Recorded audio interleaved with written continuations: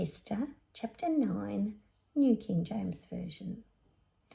Now in the 12th month, that is, the month of Adar, on the 13th day, the time came for the king's command and his decree to be executed.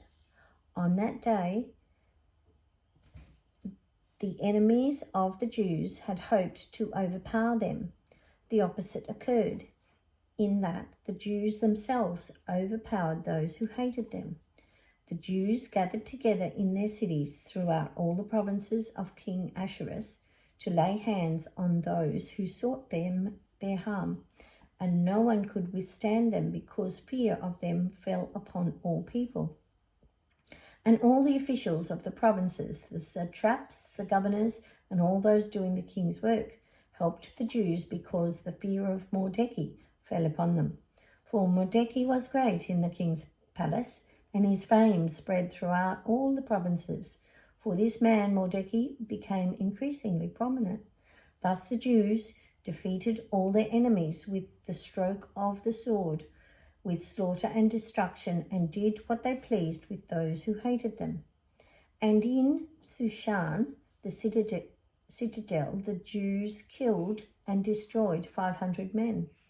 Also, Parshanatha, Dathlon, Aspatha, Poratha, Adalia, Aridadatha, Parmashta, Arisai, Aridai, and Vajethda, the 10 sons of Haman, the sons of Hammedatha, the enemy of the Jews, they killed, but they did not lay a hand on the plunder.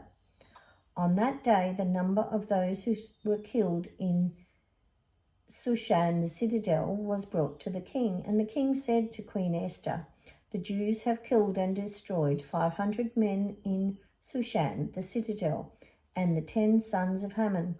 What have they done in the rest of the king's provinces? Now what is your petition? It shall be granted to you. Or what is your further request? It shall be done." Then Esther said, "If it pleases the king, let it be granted to the Jews who are in Shushan to do again tomorrow, according to today's decree, and let Haman's 10 sons be hanged on the gallows."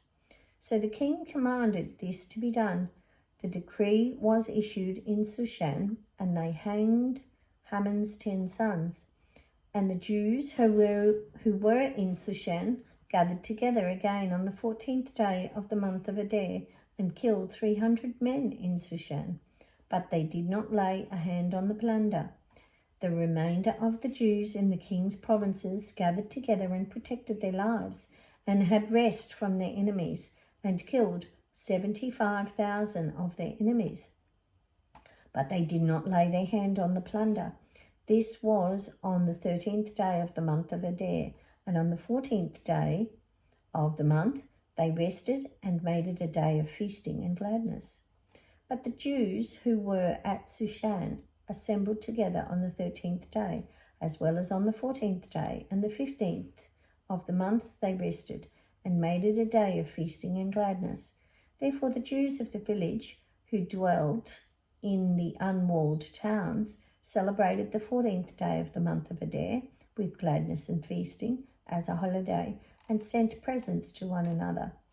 And Mordecai wrote these things and sent letters to all the Jews near and far who were in all the provinces of King Ahasuerus, to establish among them that they should celebrate yearly the 14th and 15th days of the month of Adar as the days on which the Jews had rest from their enemies, as the month which was turned from sorrow to joy for them, and from mourning to a holiday, that they should make them days of feasting and joy, of sending presents to one another and gifts to the poor. So the Jews accepted the custom which they had begun, as Mordecai had written to them, because Haman, the son of Hammedatha the Agagite, the enemy of all the Jews, had plotted against the Jews to annihilate them, and had cast pur, that is the lot, to consume them and to destroy them. But when Esther came before the king, he commanded by letter that this wicked plot which Haman had devised against the Jews should return on his own head, and that he and his sons should be hanged on the gallows. So they called these days Purim, named after Pur. Therefore, because of all the words of this letter, what they had seen concerning this matter and what had happened to them, the Jews established and imposed it upon themselves and their descendants and all who would join them, that without fail they should celebrate these 2 days every year, according to the written instruction and according to the prescribed time, that these days should be remembered and kept throughout every generation, every family and every province and every city, that these days of Purim should not fail to be observed among the Jews, and that the memory of them should not perish among their descendants. Then Queen Esther, the daughter of Abihail, with Mordecai the Jew, wrote with full authority to confirm this second letter about Purim. And Mordecai sent letters to all the Jews, to the 127 provinces of the kingdom of Asherus, with words of peace and truth, to confirm these days of Purim and at their appointed time, as Mordecai the Jew and Queen Esther had prescribed for them, and as they had decreed for themselves and their descendants concerning matters of their fasting and lamenting.